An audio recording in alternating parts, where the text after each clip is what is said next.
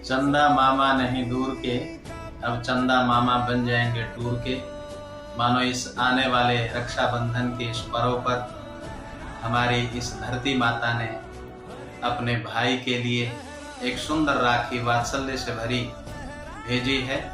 और इसी प्रारूप में आज हमारे इसरो के वैज्ञानिकों के अटूट पुरुषार्थ से आज ये जो लैंडिंग विक्रम लैंडर जो लैंडिंग हुई है चंद्रयान 3 की, तो इस भारत की ऐतिहासिक उपलब्धि पर मैं समस्त हमारे पुरुषार्थी वैज्ञानिक भाई बहनों को और समस्त मातृभूमि पर रहने वाले देशवासियों को, और बड़े गर्व और गौरव का विषय है कि आज हमारे वर्तमान प्रधानमंत्री श्री नरेंद्र मोदी जी ने भी हमारे समस्त वैज्ञानिकों को बधाई दी, समस्त देशवासियों को बधाई दी।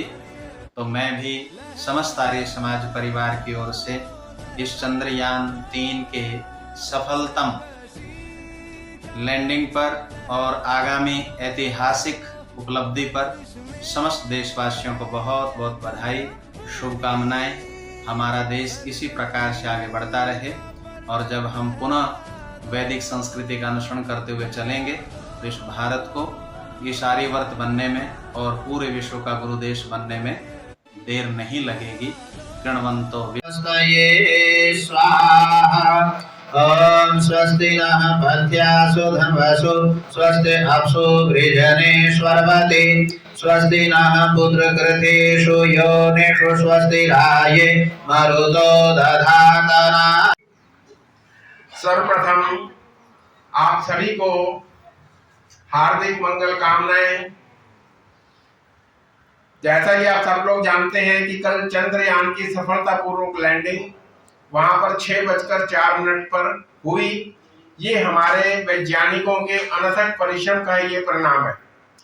इससे संबंधित मैं कुछ आज भौतिक विषय से ही कुछ जानकारी आपके साथ जुड़ाना चाहता हूँ। ये जो चंद्रमा के ऊपर पहुंचा है, वैज्ञानिकों के यहाँ पर जाने का जो उद्देश्य है वो है वहां पर जाकर के परीक्षण निरीक्षण करना, वहां पर कौन कौन से खनिज पदार्थ वहां पर पाए जाते हैं, उससे हम क्या क्या लाभ ले सकते हैं। आज से पहले नासा के वैज्ञानिकों ने जो कहा था कि चंद्रमा जो है वो धरती का ही भाग है, यहीं से टुकड़ा अलग होकर गया है, तो इस दृष्टिकोण से भी वहां के वैज्ञानिक अनुसंधान करेंगे ताकि जो बातें हमारे वेदांत शास्त्रों में लिखी हुई हैं और जैसा कि आजकल का विज्ञान मानता है उसको पुष्टि उसकी अनुसंधान के माध्यम से भी की जा सके। कुछ विशेष बात जो मैं आपको बताने जाता हूँ कि यहाँ का जैसे हमारी धरती के ऊपर जो एक दिन है वो 24 घंटे का होता है, परंतु वहां का जो दिन है वो 29 दिनों का होता है। यानी कि 14.5 घंटे वहां पर दिन रहता है और 14.5 घंटे की वहां पर रात्रि रहती है। दिन का जो वहां का तापमान है वो 125 डिग्री से 150 डिग्री तक वहां पर पहुंच जाता है, और रात्रि का जो तापमान है वो भी 125 से लेकर के 150 डिग्री तक माइनस के अंदर पहुंच जाता है। और जो वहां पर ध्रुव है, दक्षिणी ध्रुव, वहां का तापमान कई बार 250 डिग्री माइनस तक भी पहुंच जाता है। तो आप देखिए कि कितना अद्भुत वहां का हिसाब किताब होगा। पहली तो बात, वहां पर लैंडिंग करना ही इतना सरल कार्य नहीं था। 3 देश अब से पूर्व वहां पर पहुंच चुके थे, अमेरिका, रूस और चाइना। बहुत से लोग इस बात पर आपत्ति जता रहे हैं कि भाई ऐसा करने से क्या लाभ हो जाएगा, देश का गरीब तो गरीब ही रहेगा, इस पैसे का कहीं और सदुपयोग किया जाता। उनको नहीं मालूम, उनकी बात बुद्धि अभी वो नहीं जानते कि वहां पे जो मिनरल्स वगैरह पाए जाएंगे और जो चीजें अनुसंधान करके वहां पर जिसकी जानकारी हमारे वैज्ञानिक जुटाएंगे उसका प्राणी मात्र को उसका बहुत ज्यादा लाभ उसको मिलने वाला है।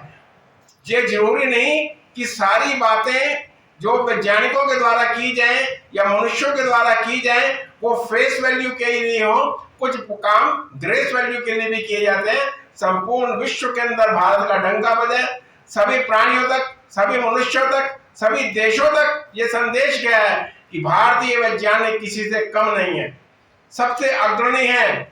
जो काम आज तक कोई भी देश नहीं कर पाया उस काम को हमारे वैज्ञानिकों ने कर दिखाया। निश्चित रूप से वे इस दृष्टिकोण से साधुवाद के पात्र हैं। हम उनकी भूरी भूरी प्रशंसा करते हैं और हृदय से उनको नमन भी करते हैं। ओम शांति।